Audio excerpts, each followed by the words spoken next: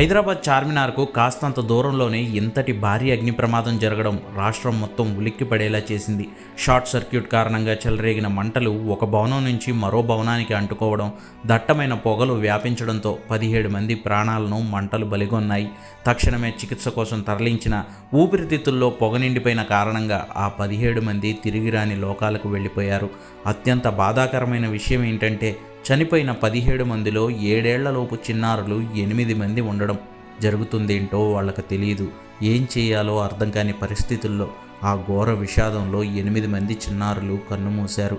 చనిపోయిన చిన్నారుల్లో 7 ఏళ్ల హమేయ్, 4 ఏళ్ల ప్రియాంష్, 2 ఏళ్ల ఇరాజ్, 3 ఏళ్ల ఆరుషి, 1.5 వయసున్న ప్రథమ్, 3 ఏళ్ల అనుయాన్, 4 ఏళ్ల వయసున్న ఇద్దు ఉన్నారు. సేఫ్టీ ప్రమాణాలు పాటించకపోవడం, ఫైర్ ఎగ్జిట్స్ లేకపోవడం, ఇరుకైన గల్లీల్లో ఇబ్బడి ముబ్బడిగా నిర్మాణాలు, ఇవన్నీ నిర్లక్ష్యాలుగా మారి 17 మంది ప్రాణాలతో పాటు 8 మంది పసిబిడ్డలను చిదిమేశాయి.